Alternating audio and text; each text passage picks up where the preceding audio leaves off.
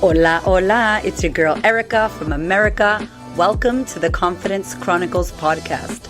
This podcast is all about helping you stand in who you are. Stop giving a fuck what people think about you. Start standing as your fully expressed self.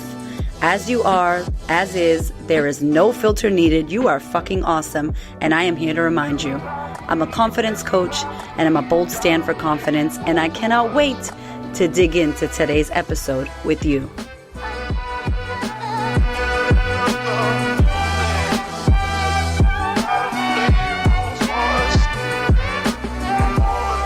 Hello, my love. Welcome back to the podcast. Okay, so we have an incredible guest today who is joining us for the second time. That's right, Miss Amie Mcnee has been on the podcast before in early 2020, where we were talking about how the world needs your magic and the art that you create. Today, we are talking about burnout and the burnout culture and how we do not learn about this, how we do not express this, how we do not get taught this, and how so many creatives, artists, entrepreneurs are burning out and our art is suffering because of this. Now, you know, if you have been listening to my podcast, that I have myself been dealing with burnout, and I last year in 2020 got a fatty liver. My body really suffered. And just recently have noticed how I have not valued rest and how does rest look for me in my life. And so it is something that has hit home. Amie and I both share, what we are going through in regards to burnout and how we define rest and what we do define rest. And what you will hear in this episode is that it is extremely unique to every single one of us. And there is no one way or right way for you to rest or avoid burnout. And there are a number of signs that you can pay attention to. So without further ado, this episode is massive. It is an incredible, incredible episode with the gorgeous Amie Mcnee. Enjoy.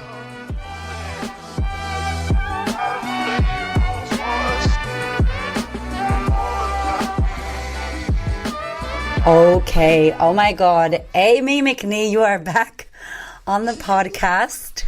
This means there's a lot of love. There's a lot of love here because she's back again. We were just talking before we started recording that it was February 2020 when we last spoke on the podcast. Whew. Those precious little babies had no idea what was coming. What a year that was. And obviously with this episode and this topic and this whole thing, this is perfect because 2020 was a terribly crazy year. For those who haven't listened, Amie and I did an amazing podcast episode number 106, and we were going to link it in the show notes. It was called The World Needs Your Art Now. And Amie is incredible. Maybe just for someone who hasn't listened yet, give us a little run through of who you are and what you do with your magic in the world. All right. Firstly, Erica, thank you for having me on again. This is just the best. I've missed you deeply. All right. So what is my magic? I am an author and a creative coach. And a little bit of my journey was that I was writing and creating, and I wanted to connect with my art for a very, very long time. And I became very lonely, very depressed. All my internal dialogue, the way that I treated myself was extraordinarily negative. I inherited a lot of beliefs about what it meant to be an artist from the world. And I thought I was lazy, and I thought I was going to be poor for the rest of my life, and lots of stories around what it meant to be a creative. And then I started journaling.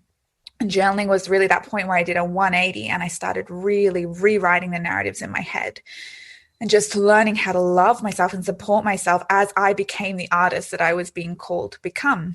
Mm-hmm. And as I did that, I began teaching and talking to other creatives, and I basically just became the person that I so desperately needed to be when I was a younger artist and a younger creative starting off.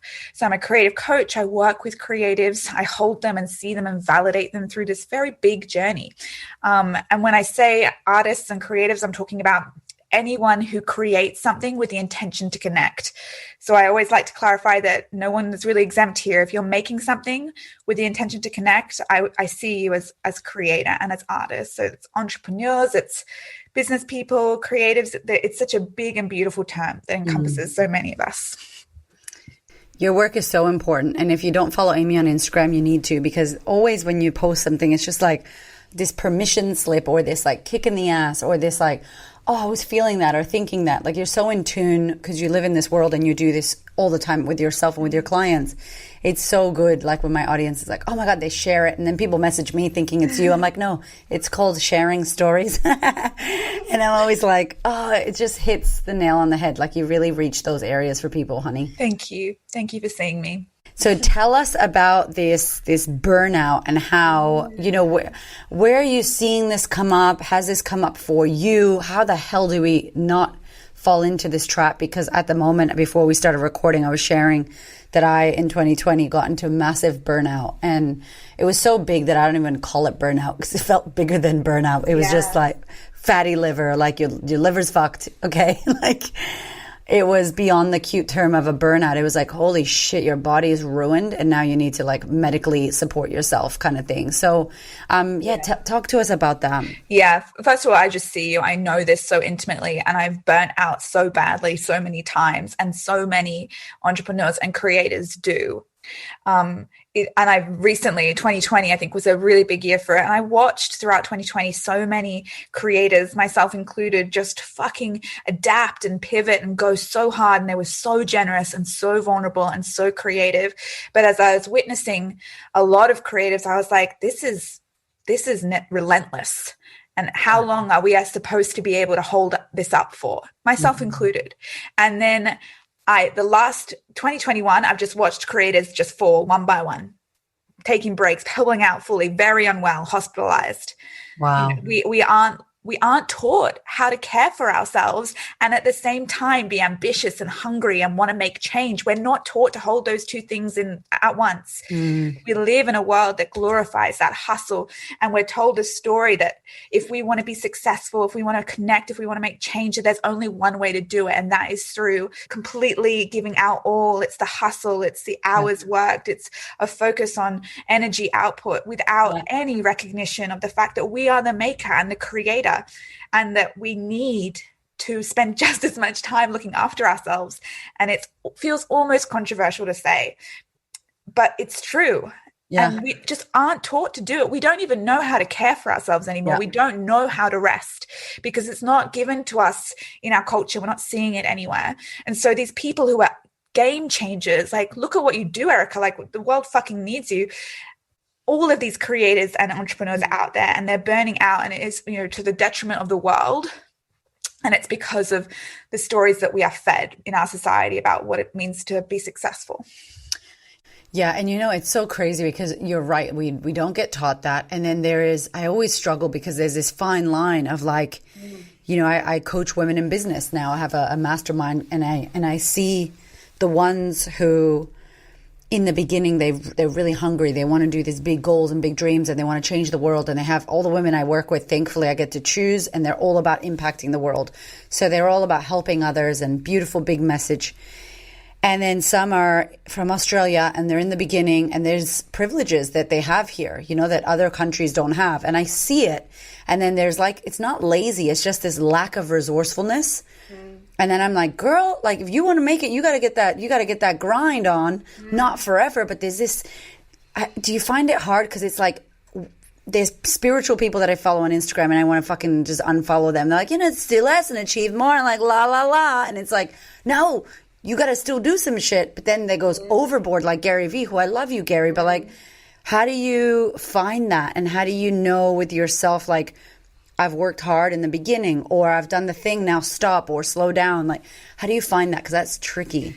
That is why this conversation is the most complicated conversation that I have, because it is about, like, it is literally all nuance and it's all to do with the individual. And that's not sexy, you know, like, that's not a great Instagram post. It's not that sell, like Gary Vee. I love Gary too. And I think his message has been more nuanced recently. Yeah. But you know what? It never gets picked up in the sound bites. It never gets been put on Instagram. It never gets, you know, the big screen. He's speaking about it in his longer form stuff, but it's not sexy. Yeah. The fact that managing your energy levels and being a successful entrepreneur and creative is nuanced means that we're not talking about it enough. And that's the problem, because there is such a fine line. And I just want to validate everyone who's listening to this. Like, you can be wildly ambitious and you can rest and take care of yourself, you know, in an abundance. And the two they don't count one another out. And we need to start learning what that looks like for us. And I think another really hard part of this is it's going to look different for you than it will look for other people. And we have to have the confidence to sit in the fact that I know I have issues with my health. I need more rest than other people. And the ego hit that I still take daily at the fact that I can't do quite as much as other people can do is huge. It's such big work. But I have to allow that in my life. Like, otherwise I've just had such bad burnout where I can't create anything. Oh, this is, and this, like, I can already hear the background of it is like, you have to know yourself. You have to understand your patterns and your own things that come up for you. Because it's true, like, there's no cookie cutter, like, for the first year, you're going to hustle this many hours in this, because, like, it depends industry, it depends what you want, it depends your why, like, what's driving you, like, there's so much. But yeah, it's pretty crazy, because there is a lot of messaging out there that kind of supports the busy and the hustle and the go, and the busy being busy. And then on the flip side, if you are ambitious, I love what you said, if you're ambitious, you can also be just as connected to your rest. And if I'm honest, that when I was talking to my husband, because he's very similar to you, he's more chilled. You know, Hamish is like relaxed, and he's like, I don't like people right now because I was with people for too many hours. And I'm like, I love being with the people, you know, like, it energizes me.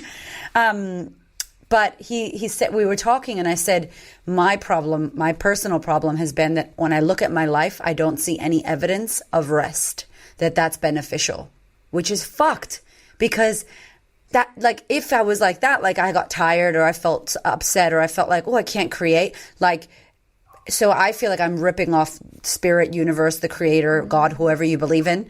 I feel like I'm ripping that energy off, because it's given me the gift of, like, on tap energy, but I'm abusing it. And then I don't feel it until my liver's fucked or my body goes into inflammation in my face. Okay. Cause my face, I look at it in the mirror and my Instagram. So it's like, wow, like, there's no evidence, so therefore you don't think you need to rest. Like, what happens to those people that you feel like that have that, like, well, I don't see why resting works for me. I'm not like that. How can they look to that, or how can they find that for themselves? Again, like, this is why this is such a hard conversation, because for a lot of us, we're in flow state, or we're in very deep programming where the only messages we get and we receive that we're actually not doing okay is at the very end, when your body says, fuck you. Yeah. And that's and then it's, I don't want to say it's too late. Obviously, we can then now rest. Yeah. But, you know, your body's taking the toll. And I think that's what I really witnessed these creators who just had this, like, incredible drive and purpose and well of energy, extroverts who, you know, so their events were energizing them and they just could go. And I was watching, I was like, these are incredible entrepreneurs and creatives. And they are. But eventually, because they didn't integrate rest, because they'd never learned to rest, and it was their bodies that ended up telling them. And I think a lot of us just aren't connected enough and know our bodies enough to start seeing those signs earlier, to be able to respect them and to be able to respond to them earlier. And I think once we've experienced that burnout once, and often, you know what, sometimes we just need to experience what it is to push really hard burnout and know what that is. It's like, how do we know there's a problem? Because I'm fucked. Okay, I'm listening, Amie. What did you say? So I've been putting a lot of emphasis now in just listening to my body. I'm even, like, doing things like I have a Whoop band, which measures my recovery. So it looks at my heart rate variability, my sleep quality, and each day it gives me a percentage of how recovered I am, because I felt so detached from how I'm going, because I get so invested in the work that I'm doing. Having, like, some actual data has been really interesting. And I woke up yesterday and it said I was 37% recovered, and I was, like, ready to fucking go. And I was like, well, okay, the data is saying that my body's just not doing as well as it should be. So I had a slower day, and it was really hard. Going slow is much more difficult than I think we think. Like, learning to rest, learning to honor our own divine pace is a huge amount of work, ironically. And we have to learn, you know, what it is that fuels us, and we have to deprogram the stories that are telling us that we're lazy or that we're falling behind or that this isn't beneficial to our creativity. there's so much resistance when it comes to rest. And that's why so many of us just palm it off entirely.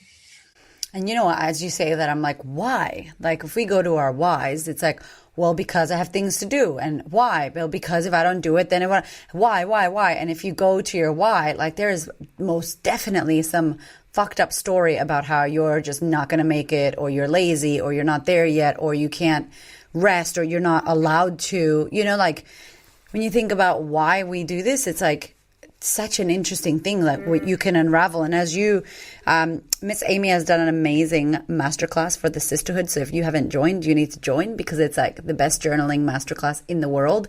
The women still watch it and they're like, oh my God, they talk about it so much because you're so amazing at that and masterful at that. Have you found through understanding or knowing that you're in some burnout vibes, through journaling, it helps you? Or how has that been? Like, I'm sure you use that as a tool. Journaling's my tool every day. So it's the way that I check in on my energy levels, on how I'm going. But it's also been a portal in which I've discovered why I'm burning out. And I think we need to talk about rest. We need to talk about how we need to reacquaint ourselves with rest. Too many of us literally just have no idea. Like, that is a part of it. But through journaling, I've been able to understand just like what makes me more tired. So like, as creators, as entrepreneurs, like, if I'm in a really bad perfectionist cycle and I'm requiring my art to be up here, and that's exhausting. Yeah. If I'm procrastinating, and I talk to creatives about this all the time, if you're in a consistent pattern of self-betrayal where you're just constantly procrastinating, you're going to burn out. It is exhausting to procrastinate. I would argue way more exhausting than doing the work. Yeah. You know, imposter syndrome, like through journaling, I've just been able to witness the ways that my energy has been hemorrhaging from me. If you walk around doing your work and you constantly feel like you're about to be discovered, you're going to be exhausted. And so it's not just about reintegrating rest into our lives. It's about looking at, it's such a holistic thing. We need to start looking at the narratives that we're holding within our minds and how they are taking a toll. When we're vulnerable and we do, you know, the brave thing, and we, you know, run our businesses and we connect and we create, a lot that comes at a cost. And we need to be curious as to the stories that we're being telling ourselves, and are they taking our energy? And they often are. Oh my gosh. Even just that, even just thinking about that, the stories, and thinking about the space that you hold. The space that you hold does take your energy and like your focus and your real estate in your mind. And it's like, there's only so much we can think about and hold. It's so true. I recently have discovered a belief that was hidden and I wasn't aware of it. And I'm like, you know, I've done so much work, as we say, like, there's so much I've done. And people are like, but I did this already. I'm like, yeah, but there's more layers to this, right?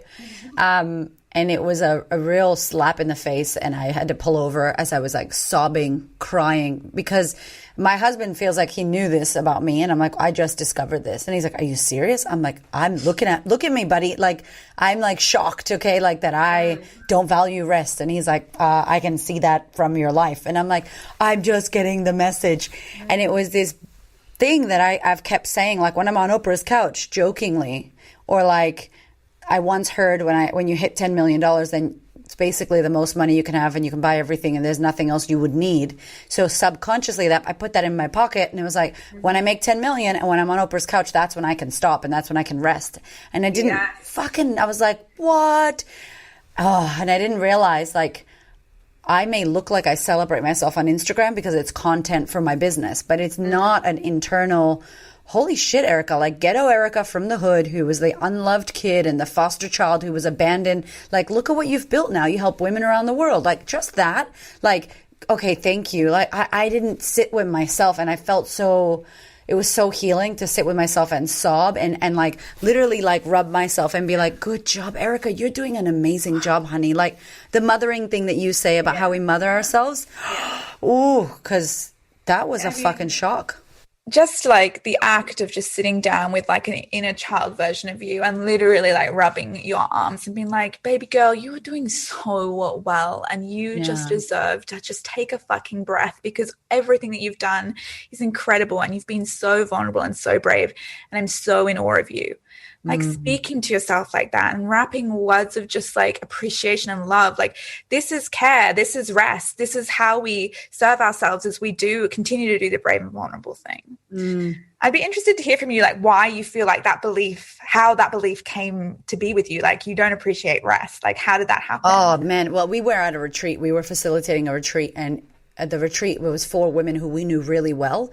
And Hamish and I are really responsible with spaces that we open up and how much time we have with people. And so the retreat is when we can go the deepest and I won't say the most dangerous, but I would never do that with someone on a Zoom call or in the sisterhood full day kind of thing. You know, it's like big shit comes and you need days and time to monitor them and make sure they're okay. But we knew these women. And so these 5 women, we were like, it was kind of about unmasking and the masks that we wear and who we're being, about how we really feel. And so these women brought this level of honesty that we couldn't have planned for. Like, we invited them, but they came with the honesty. And it was literally like the honesty retreat. And because it was so honest, again, it must have been marinating within me, because we all were honest, every single one of us. And then when I got home 2 days later, I was driving and it just came. It was like, this whole thing, like, you're still, and this has been my old subconscious belief forever, like, you're a dumb Puerto Rican girl from the hood, you're like a stupid Spanish girl, like, still, because I live in Australia, there's not a lot of like Latin women, I don't see myself represented, like Marie Forleo's and Gabby Bernstein's, and, you know, even Oprah, she's a journal, you know, she's a journalist, and Tony Robbins, all the people I look up to are like, they're male or white, or, you know what I mean? So I'm like, I have this subconscious thing that I'm not smart enough, good enough, white enough, and that's ridiculous. But if I'm honest, that's the subconscious thing. And so that came out wrapped with, there's a final destination that you don't think you've hit yet. And it was like, whoa. And I just like, you know, fucking felt it. And I was like, wow. And I think it came from the retreat and one of the sound healings, because I sat in it as well and received. And it was like all the sacral, all the ego, all the, and I have issues, like, as I told you before, like autoimmune issues in my vag and my bum. So it's all root chakra. Like, you're not grounded, my love. You're trying to be this tree, but the tree hasn't roots in the ground.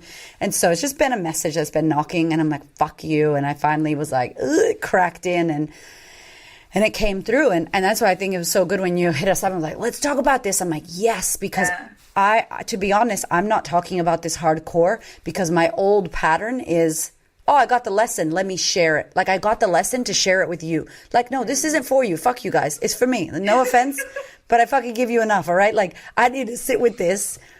And it's almost like a sabotage. Like, oh yeah, I'm in this lesson. Let me share it on a podcast. Let me talk about it, because I don't want to own it and sit with it myself. And so I've been kind of sitting with how crazy Erica has been, and her life is like, what a crazy woman. This woman's life I just turned up into. I'm like looking at her life like, what the fuck are you doing? Like as if you hate yourself. Your schedule is like you hate yourself. That's what I saw. Hey, this is a little intermission from me to you. I just really quickly wanted to invite you to pretty please head over to thequeenofconfidence.com/podcast. If you are enjoying this podcast, I would love for you to review it. Let me know what you think. I love honest opinions. It helps more women reach this podcast. So pretty please head over to thequeenofconfidence.com/podcast or go to Apple iTunes and leave me a beautiful little review. I would love and appreciate it. All right, sister, let's get back to the episode. Every one of us is going to be so unique, like in terms of why we reach this place. But I think they're often rooted in a very similar concept, which is we don't believe we're enough. Yeah. And so we push and push and push, and then we've got nothing left. And then it's literally a catastrophe. Like, our body is in such a state that because we've been pushing it, because we've never felt enough. And that's just such a big lesson to learn. But I think, as you were saying, like, the witnessing of it is the most important part, the beginning to just be like, oh, I see what I'm doing. For me, I believed I believed, and I'm working at reprogramming it. I still see it in my life every day, that because I wanted to be an artist, because I wanted to write full time, that I was inherently lazy. I didn't want to work in an office. I didn't want to do what I call the muggle jobs. I didn't want it. And I was told again and again and again, and I inherited beliefs from the culture that was foolish and childlike, and I was being silly, and I was dreaming, and I really should grow up. And so when I was stubborn about it, I was like, even though I'm inheriting these beliefs, I still want to write full time. So I kept pushing. But in order to compensate for the fact that I believed I was being a lazy shit, I just worked myself to the bone. And I was, if I wanted to watch a movie, I would I would tally the hours I've worked, and to make sure that I inverted commas deserved, the rest. And I was obsessed with this idea of deserving any peacetime I got. And the peacetime was always plagued with guilt, because I wasn't addressing the root cause, which is that I believed that I was cloaked in shame for what I was doing. Wow. And so each of us have these stories as to why we feel like we've got to push that hard. But I think, so often it comes down to feeling like we just aren't enough. That's so interesting. So it was like you took on that belief of working anyway, but just in the creative artistic space. Yeah. I was obsessed with working the 9 to 5, because even though I worked for myself, I didn't like the idea that when my friends asked me what I was doing, what if they caught me and I was resting at 2 p.m. and they're all at their regular jobs, and that's so embarrassing for me. And I was obsessed with looking like the outside world, even though I was doing something very different. Wow. And I had no concept of what my own pace looked like. I had no concept of what I even wanted to work like, because I was so obsessed with mimicking what seemed societally acceptable. I was so obsessed with being exhausted, that glorification of busy. I wanted to be tired, because that would validate who I was. Wow. And I was addicted to this cycle, and I wanted to be tired. I wanted to be burnt out. It was like a badge of honor. And that is a martyrdom. And it stopped me from producing my creations at some point. I have to acknowledge that. Yeah. And I love too what you said, that it is individual. So it's like for you realizing that, maybe it's not 9 to 5 that you work and you're really good on a Tuesday, and then you're really shit on a Wednesday, Thursday, or at 2 p.m. you need a nap. How do you feel? Obviously, everybody's going to find their own rhythm, but are there signs that you could see, or are there signs that we could look for in if your face is swollen, you definitely probably are tired and burnt out. Yeah. But were there signs that you could see tangibly, or you could see in your clients? Yeah. So now I'm much better at identifying them. And one of the things is, especially for, us who are doing, we're living the dream, where we're doing the work that we want to do. One of the big signs I'm listening to is, I don't want to work today. Normally, I really do. I love my work. I love what I'm doing. And yesterday I woke up and I was like, I don't want to do the stuff that I love today. And an old narrative would have been like, well, it's because you're lazy. And if you really want to get ahead in the game, you're going to have to work when you don't want to work. And if you choose to take the day off, you're going to get behind. That was my old narrative. But the bravery, and it still takes a lot of bravery. I woke up, I was meant to go to the gym, and I was meant to do a lot of work. I was like, I don't want to, I have no desire to, something's not right. I could just feel a lack of energy and a lack of desire. And I just noted it. And I was like, well, what would happen today if I took the whole day off? And I just listened to the fears, and I just allowed them space. Oh, this is going to pile up. This is going to feel, stressful. I'm making it harder for myself later on down the road. And then I listened to the irrational ones, like, I'll never go to the gym again if I don't go today. And, this project will completely collapse. And again, I let space happen to the irrational ones too. But then I just came home to the fact that literally by serving myself today, I serve myself tomorrow when I do return to work. And I am pulling energy inwards so that I can give energy out. And it might not feel good. I might still have a lot of resistance to this, and I still do, but it's time to realize that resting in some kind of way, weirdly, is work. And it's a big part of my work. Yes. It is work. It is like hard. It's the hardest work I feel because It's so hard. I know it's like we have to be like, okay, it's like we have to plan the rest. We have to schedule the rest. Like it's not ease when it comes to, which is hilarious because it's rest and it should be.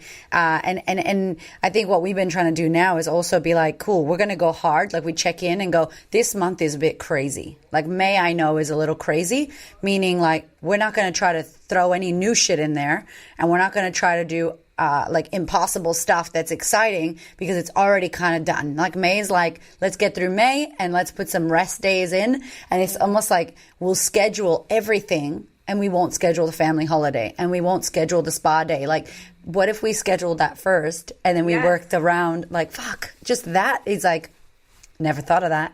Yeah. I think especially for entrepreneurs and especially for people who are just that ambitious, like, and who just want, to connect in that big way, we have to take it really seriously, and it has to be kind of boring. Like we have to schedule it in and we might not really want to. It's like scheduling in a doctor's appointment. We just need to put it in there. Yes. Yeah. Can I ask you the difference? Like I'm thinking about certain people in my head, right? The difference of, and conversations I've had with clients of like, when someone, and I know that you are so masterful at calming your mind. Like, by the way, everybody, she journals like probably more than once a day. Like she's very self-aware. You've been doing this work on yourself. How long would you say? I think I'm on my 1030th day journaling in a row. And that's journaling, but working on self like years, Amy's been doing this for years okay? So, and we still are struggling with this, by the way. So we're not saying that, I'm saying she's been doing it for years because for those of you listening that are like, how do I know if I'm sabotaging and being, you know what I'm saying? Because I think of some clients, and I love y'all, but some of y'all are fucking whinging and you're sabotaging and you're in your head because they haven't done the work that you've done where you go, no, I'm exhausted, I'm taking a break and it's clean, versus you are sabotaging and not showing up to do the work because of another thing. Yeah. So this is a big conversation. And I think it comes down to trusting yourself. Yeah. So if you're in a consistent pattern of procrastination and you are, self-sabotaging, you're muttering yourself, like you're just not showing up for what it is that you're endeavoring to create, you don't have faith in yourself. So it means when you take rest, the rest isn't done with the trust and the faith that you are going to return to the practice. Yeah. And if you don't return to the practice, that trust is broken even more. And we're in a very complicated and difficult relationship with ourselves because, and like you'll burn out in this way too, because you can't trust yourself to rest and you can't trust yourself to work. Your schedule's all over the place. Yes. When you rest for, and I'm going to put this in inverted commas because it is different to everyone. You rest for too long or then you start trying to work, you pull in and out. Like we need to understand, we need to trust ourselves that we can both take care of ourselves and show up for what it is we are trying to create. And I mean, this is so much harder. Easier said than done. Yeah. But when we know that we can show up consistently, and I'm not talking about hustle here, I'm talking about showing up consistently.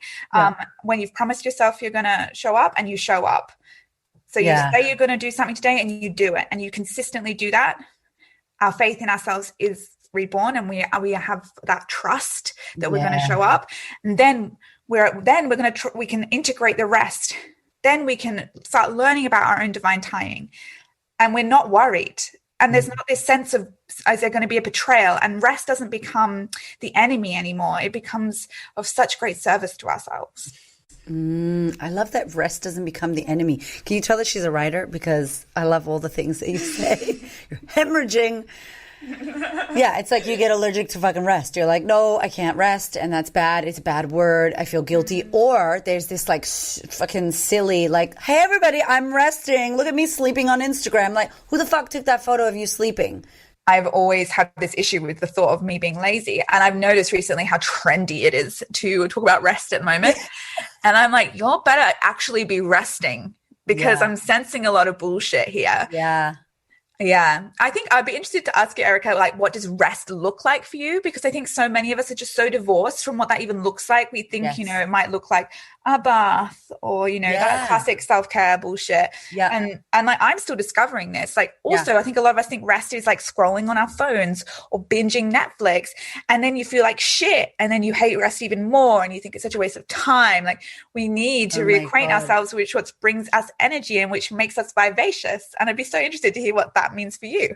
Okay, so first of all, we need episode 2, your relationship with rest. Like, can we please do an episode on that, because that's a whole world. Okay, what you just said, I'm like, that's a whole world. And you're right. Like, you could hate rest if you have a Netflix angry housewives relationship with it. And even the guilt, like how you said, like you would think about, I'm resting and I'm guilty. Like, so you're like cheating on work, which is a yucky way to rest. Like, that should be a book. Okay. So what does rest look like for me? I'm same as you. And I feel like I am not even a toddler. I am a baby goo goo gaga, like drooling all over myself in the cot, like I don't even know what the fuck, how old I am still, because I'm like days old in this. Which is fun, because I feel like every other area I'm like, I know what I'm doing. I've got it sorted. Here I'm like, no fucking idea.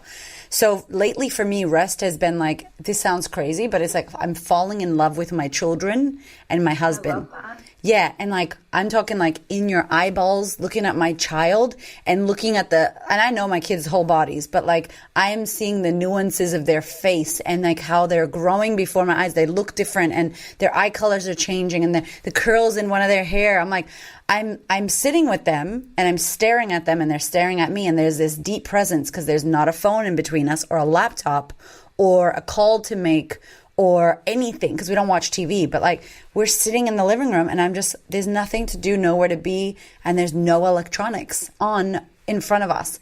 And that is so crazy, because then I feel deeply rested in their presence because they're so present that I'm just like, how long have we been hanging out? It feels like 10 days and it's been 2 hours, and I'm like, oh, wow. So when I'm with them, I know I'm slowing down and being present, and they might have me running up and down the house or playing video games with them or doing something with them.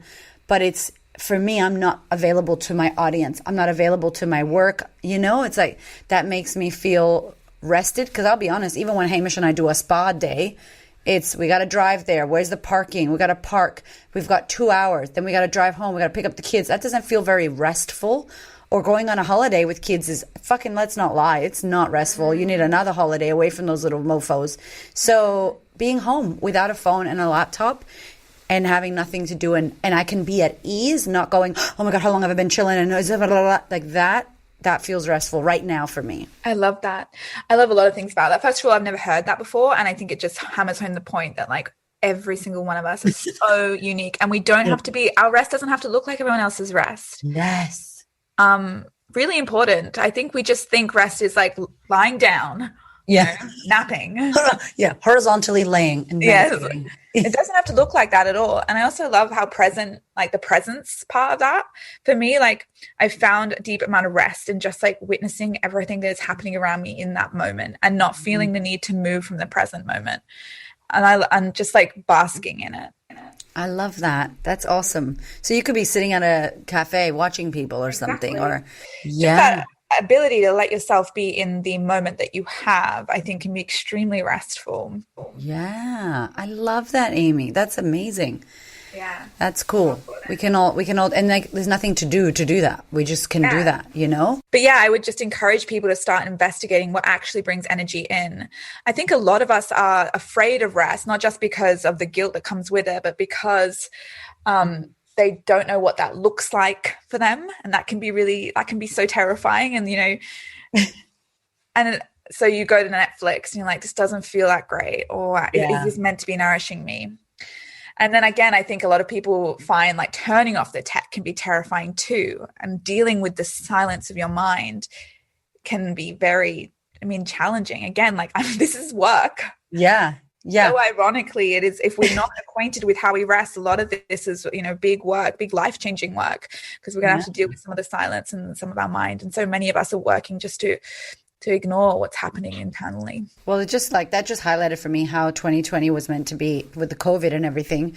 Like that would have been a perfect time for me to just sit with myself, and maybe I didn't want to be with myself, with my thoughts, with my quietness, because I would have felt, and I know now my belief, and I wanted to ask you about the underlying belief. And there was an interesting session I just had with a shamanic healer, and he asked me about this burnout, and I want to tell you about it. But I feel like 2020 would have been a perfect time for Erica to catch a breath and chill. And instead, as if I was neglecting the silence and this quiet space, there was a fear, obviously, of if I stop, everything will go to shit. If I stop, I won't make any money. If I stop, I won't achieve my dreams. And instead, how do you burn out in a year where you're forced to retreat? Like, and so many did. Like 2020 was the year where, right? Like it was the year. Like, okay, hold on. So the year where you're stuck home and you can't travel and you can't do shit is the year where most of us burned out, which just goes to show you that we don't want to be faced with the silence, with the thoughts, with the nothing to do. So we like created extra shit to do, wrote fucking books, Erica, and did crazy shit to like burn our bodies physically out and serve the world, when it was the time, if ever, the universe gave us to retreat, like permission. Yeah. Isn't that wild? That's wild. Because you said that, I'm like, oh my God. Yeah. What a year. Like not 2021. Fucking. Oh my God. Yeah, I noticed that a lot. Like I noticed I had a big resistance around meditation, which is obviously the big silence. Like that's the silence of your mind. And I was always really interested to just witness what was happening there when I resisted it.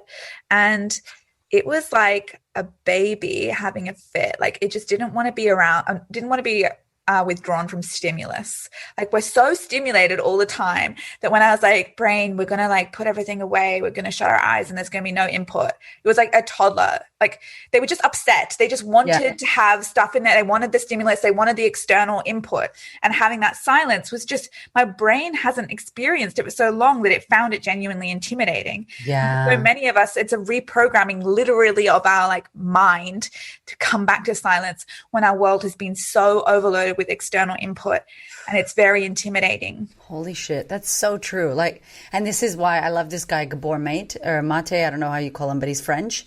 And he talks about children. And during COVID, I watched this because I wasn't connecting with my 3-year-old. He was like all about Hamish. And he's like my home birth baby that I breastfed forever. I'm like, really, dude? Like, I gave you life? And he's like, as soon as he got off the boob, daddy, daddy, daddy. And so I watched this thing and he really gave me a bitch slap. And he was just saying how kids before 7 should never have a phone or electronics or anything. Like, I highly recommend you guys go watch it. If you're a mother, it's going to punch you in the guts, because it was so truthful. And I just felt, me and Hamish watched it and we're like, we need to change our whole life. Like, we need to change how we're on our phone. We need to change how they're on the phone and the iPad. We need to tell the grandparents. It was like beyond, like if it's something educational at school, fine. But like the 24/7 YouTube for kids bullshit. And he was just explaining how sensory and how our brains and how their brains and how it's always like this world that gets created, and then you can't pull it off them, and then there's addiction, and then that's future addiction, and then this lack of presence from the family because we're working for our family. That's a whole nother fucking situation. So we're doing all this work, but we're missing our family, which we're supposedly making money for. I don't understand. It's crazy. And then we saw this and we're like, okay, phones are gone. This is gone. And literally, Amie, it like breaks my heart. Within 6 days or 5 days, my son was like, Mommy, and like coming up to me and going, Mommy, I love you so much. Because I say that to them, and he's like 3, and he's like, I love you so much, like staring me in the eye. And I'm like, like he couldn't connect with me because Mommy had a laptop or a phone or was, hold on 1 second, baby, 1 second, always busy. And I'm like, fuck, it's just so, there's so much coming at us, and we have no boundaries for the amount of stuff and the fear, like you said earlier, that if I'm not available, what's going to happen? Am I going to lose my business or my audience, or it's my Instagram, or it's fucking like the fear's driving us, and it's shit. It is shit. Crazy. And I think so many of us don't even realize that the fear is driving us. That's why this conversation is so important. I went and saw my shamanic healer, Sharif. Shout out to Sharif. He's amazing. And he said to me, he's so good. He's like, what does it give you? And I'm like, giving him the human words, like, oh, I'm being of service. I'm changing the world. I'm helping people. He said, no. What does it give you? Like, and I'm like, oh, I know. It's giving me a benefit. I understand this life coach shit. And he's like, no, like, what do you get from helping people and being there and making art or whatever it is you're doing? And I'm like, oh, I don't know. He's like, give me the word it gives you. And I'm like, excitement. And he's like, cool, you get it. It's exciting. You get excited. And I know I feel needed and satisfied and validated and all that, but he wasn't looking for that. He's like, what's the thing it's giving you? And I'm like, excitement. Like, I'm fucking excited. It gives me energy. He's like, fantastic. So you're using this to give you energy and excitement. That's all it is. It's your way of getting energy and excitement. And I'm like, cool. And he's like, it's not because purpose and this and that. He's like, you just fucking love it and you're getting energized and excited. And I was like, okay, cool. Because I hadn't like broke it down like what it's giving me. And when I look at being of service, I feel, and then we went deeper and it was like, I feel worthy. And it was like, oh, fuck. And if you're listening to this, I'm not talking like hashtag self-love. Like, I'm not talking about the fucking bullshit on Instagram self-love. Like, we ain't talking about that. We're talking about you were put on this planet to help other people, or you should just die because you're not worthy. You can't just do nothing for anyone and live life for yourself. Like, you're not allowed to, Erica. Like, you came here to help people. And if you're not helping people, you're not worth anything. Like, what? That's massive. Yeah, and of course that leads to burnout. Yeah, and never satisfaction. Like, I got to answer all the DMs. And guess what? There's more fucking DMs. And that's the driver that will answer those goddamn DMs as soon as someone sends them and replies to that email, because, like, that's what I'm here to do. And it's like, I can't even think, to be honest, I'm going to be honest, I can't even think of not doing what I do and working a normal day job, or not working and being a normal human. Whatever that normal means, by the way, that's not a real thing. But I think of it as like not being who I am. Like, it makes me cringe. Like, what's the point? It's like, what? Yeah. Huge realization. That's massive, Erica. But that's the beginning. That's when we start understanding. And that's when we can at least witness ourselves when we're like taking on too much or we're doing too much. And we're like, okay, I can see what the driving force is here, because when I do this, I feel worthy. If I don't do this, I'll feel like I don't deserve anything. Mm-hmm. And at least that realization just serves us, at least when we witness what we are doing and the way that we're sabotaging ourselves, we can begin to understand the programming behind it. And then that's when we can start shifting it in small ways. And I think it has to be in small ways, because this is just so big and we can't expect that programming to change overnight. Like, I'm always saying this, like, it's little baby steps, it's consistency, like just noticing the next thing. Okay, so I want to sleep in for a half an hour tomorrow, just so that I have a little bit more energy. And I know I'll feel shit. Like, I'm a big one for feeling like shit if I sleep in. So many of us are. Yeah. Again, programming, like, if you get up early, if you rise and grind, but like, what if I gave myself an extra half an hour or even a 15 minutes, like just small steps, just to serve yourself and to learn what it's going to give you. Oh, fuck, man. That's so good. So there are tangible things that hopefully you're getting from this episode that you can actually do, that you can actually take to start noticing. And one of the biggest, I think, that you offer and that you have is the journaling and getting to know.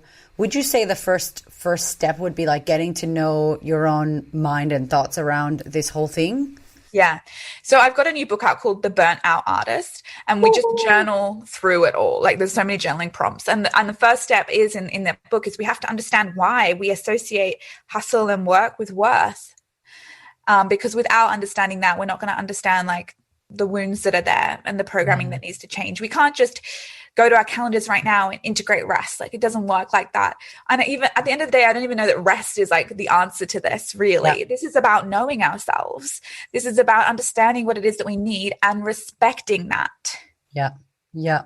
I'm almost bored about talking about rest, because it's like, I just want people to understand the programming that's there, that's pushing them beyond what their body is physically and their mind is physically capable of, so that we can change our lives and change our pace and honor who it is that we are, and confidently accept that is just what you need to do. That is the pacing you need to work out. That is the way that you need to be living and working. Yeah. And that's really knowing thyself, like, right? That's that's really knowing who you are and what you need and what's good for you. The healer said to me, your shit might not be breath work and meditation. Like, consider, he was like, because I keep feeling bad and guilty that I just don't sit and meditate. And I'm like, maybe I'm like a moving meditation person. Maybe driving, because I love driving, Amie. Like, I love driving.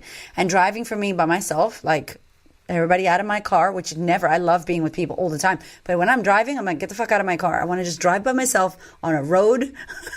And just, I love that. Yeah, like, I love it. So I feel like that's a meditation. But then I'm like, am I cheating on what meditation should be? And he's just like, just consider that it may not be meditation and breath work for you, because it is for Hamish.